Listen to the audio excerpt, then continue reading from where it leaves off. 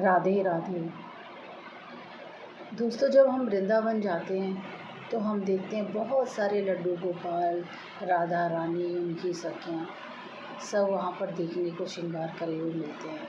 तो हमारा मन करता है कि हम उन्हें ले जाएं अपने घर और उनकी सेवा करें। तो हम उन्हें घर तो ले आते हैं, लेकिन हम उनकी सेवा पूरी कर नहीं पाते हैं, क्योंकि हम अपने काम में इतने व्यस्त होते हैं कि हम उनकी तरीके से सेवा कर ही नहीं पाते हैं। कुछ लोग तो जॉब करते हैं तो उनसे ये पूरी सेवा हो नहीं पाती हैं, जिससे लड्डू गोपाल उनके ऐसे ही बैठे रहते हैं। उनके मन में तो भावना होती है कि लड्डू गोपाल की सेवा नहीं हो रही है, तो चलो हम इन्हें मंदिर में रख देते हैं या विसर्जन कर देते हैं। तो लड्डू गोपाल की सेवा भी उन्हें एक काम लगती है कि ये भी एक काम है, हम पूरा घर का काम करें फिर लड्डू गोपाल की सेवा करें, तो ये बहुत मुश्किल है। तो ऐसा ही प्रसंग मैं आपको सुनाने जा रही हूँ।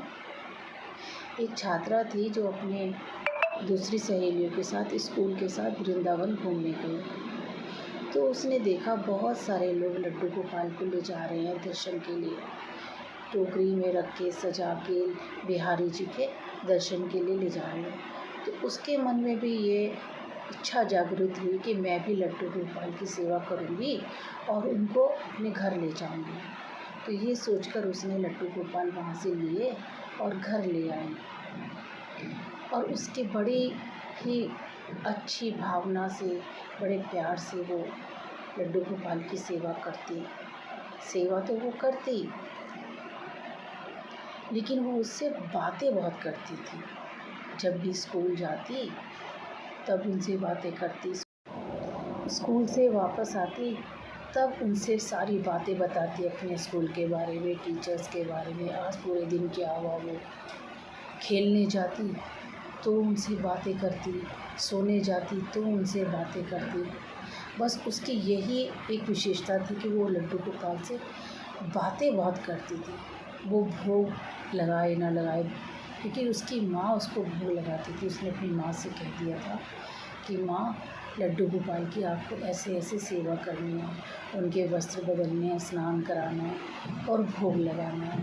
तो उसकी माँ वो करती, लेकिन वो जो लड़की थी वो लड्डू गोपाल से रोज़ बातें बहुत करती थी। अब ऐसे करते करते दिन बीत गए। अब वो लड़की बड़ी हो गई, कॉलेज जाने लगी, उसके बाद उसकी जॉब लग गई। अब उसकी जॉब लग गई तो वो सुबह निकल जाती, रात को आती। वो लड्डू गोपाल से बातें तो करके जाती, लेकिन सेवा नहीं कर पाती थी। एक दिन उसने देखा लड्डू गोपाल के मुंह पे धूल जमी है, मुंह पे भोजन लगा हुआ है, उनके वस्त्र नहीं बदले हुए हैं, वस्त्र उनके मैले हैं।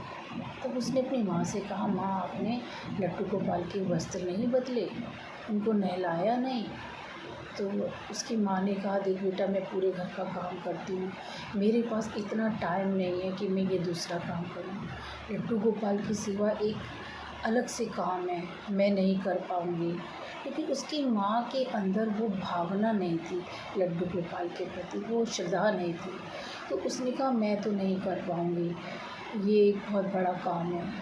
अब यह सुनकर उस लड़की को बहुत दुख हुआ। अब उसने सोचा कि मैं क्या करूं। तो उसकी माँ ने कहा, तू ऐसा कर, इन्हें विसर्जन कर दे। ये सुनकर वो स्तंभ हो गई। अब वो पूरे दिन अपनी माँ की ये बात सोचती रही कि लड्डू गोपाल को विसर्जन कर दूं। जब वो शाम को घर आई, उसने लड्डू गोपाल से बहुत रो रही थी, बार बार बोलती, मेरा प्यारा लड्डू, मेरा लड्डू, मैं कैसे विसर्जन कर दूँ। सुबह उठी, उसने लड्डू गोपाल को उठाया और नदी के पास ले गई। उसको बार बार लड्डू गोपाल को चूम रही थी। वो बहुत ज़्यादा रो रही थी कि मेरा लड्डू गोपाल, मेरा लड्डू गोपाल, मैं कैसे आपको विसर्जन करूँ, मेरा मन नहीं मान रहा। तब उसने कहा कि हे राधा रानी, हे मेरी महारानी, मेरे लड्डू गोपाल का ध्यान रखना, ये बहुत प्यारे हैं, उनको टाइम से भोग लगाना। अब वो ये कह ही रही थी और रो रही थी, तो पीछे से एक हाथ आया। तब वो पीछे मुड़ के देखती है कि एक 12-13 साल की लड़की उनके पीछे खड़ी है और वो बोल रही है कि दीदी, आप कि लड्डू गोपाल तो बहुत प्यारे हैं, आप इन्हें क्यों विसर्जन कर रही हो? ये तो बहुत ही सुंदर हैं, आप इन्हें मुझे दे दो, मैं इनकी सेवा करूँगी, मैं इनको वस्त्र धारण कराऊँगी सुंदर सुंदर, इन्हें भोग लगाऊँगी, मैं करूँगी इनकी सेवा, आप मुझे दे दो। तब उस लड़की ने सोचा विसर्जन करने से तो अच्छा मैं अपने लड्डू गोपाल को इन्हें दे देती हूँ, ये इनकी सेवा करेगी। और ये सोचकर उसने वो लड्डू गोपाल अपने उस लड़की को दे दिए। अब जब वो रात को सोती है तो सोते समय सोच रही है पता नहीं उसने लड्डू गोपाल को भोग लगाया है या नहीं लगाया, उसने उसको कपड़े पहनाए हैं कि नहीं, वो उसकी सेवा ठीक से कर पाएगी कि नहीं।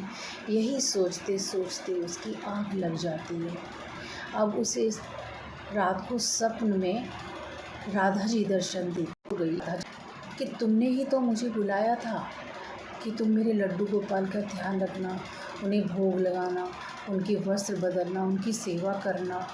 ये मेरे लड्डू गोपाल हैं, तो मेरे को ही तो बुलाया था, तो मैं आई ना तुम्हारे लड्डू गोपाल लेने। मेरे पास ही हैं तुम्हारे लड्डू गोपाल और मैं उनकी बहुत अच्छी से सेवा कर रही हूँ।